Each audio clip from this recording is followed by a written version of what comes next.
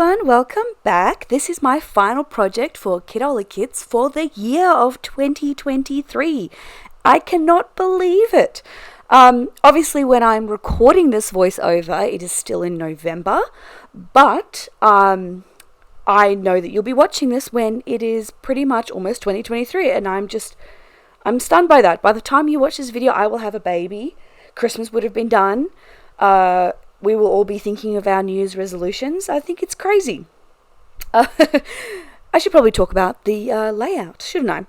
I'm using these. I just really wanted to use this paper, that 12 by 12 floral paper, as like a jumping off point. And so I wanted to layer my photos on the one side. And I wanted to make sure that I backed my photos on sort of coordinating colors, and so that's why you're seeing me kind of hacking into this rainbow paper there, because the backing paper had to match where they were going to land on the page, if that makes sense. I'll say now, I actually accidentally lose some footage. I don't know what happened. No, actually, I do know what happened. I was too caught up in creating, and I didn't realize that my camera turned off. So it only records for about 25 minutes at a time, and then it turns itself off. And normally I catch it, but I was just in the zone here, and so I didn't catch it. So that middle photo is going to go up on some foam tape as well, but the other two are not, and that's because I'm going to fussy cut some flowers out of another piece of paper, and I'm going to stick them, and those are going to go on foam dots as well. Now, the only thing that you miss me doing is adding my journaling, because I want it to be a bit funky and exciting with my journaling, and so I'm actually going to flip my page 90 degrees, and I'm going to write my journaling along the floral border on the opposite side. So you will see it in the final photos, obviously, and you'll see it after I do it, but unfortunately I didn't get that on camera.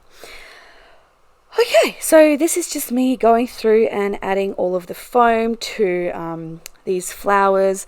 It's funny watching this back now, because I was watching Friends while I was creating this layout, and I'm already thinking about it's like the episode where Ross's child auditions for a role in an ad, and so does Joey, and it's really competitive.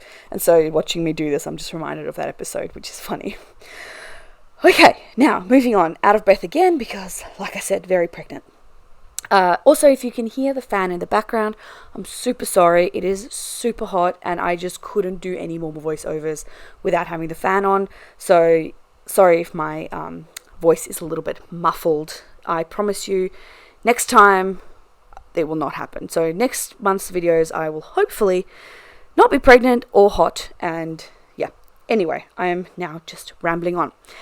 I am pulling in some puffy golden stickers from the puffy sheet that we got in the kit last month, and that's because I just think that these florals from Paper Rose Studio, they just work well with gold, and I love them with gold, and this gold is just such a beautiful gold as well. So I just thought, nah, I'm definitely going to bring this in. I used the puffy stickers that we got in this month's kit in all of my other layouts, so I thought, let's just use this one because I just thought it was beautiful. I'm adding I'm creating a bit of a visual triangle using the ribbon and the butterflies, and I am going to add my title, and this is where I lose my footage. Now, this is a story of my daughter going to a museum. It has got literally nothing to do with butterflies or flowers, except I liked the colours in the photo, and I thought they matched the rich colours of the background paper. So yeah, look, it doesn't always have to match. There doesn't always have to be a cohesive theme. Sometimes we just like pretty flowers and we want to tell a story that way.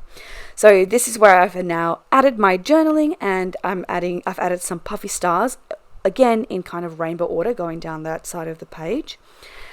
And then I'm going to add a lot of these sequins, which was really fun to do.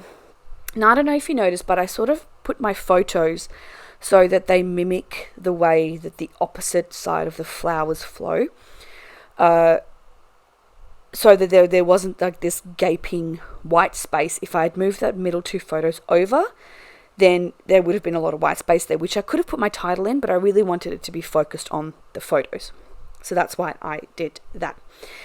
With that, this layout is done. Thank you very much for joining me, and I will see you all again next year for some more design team layouts.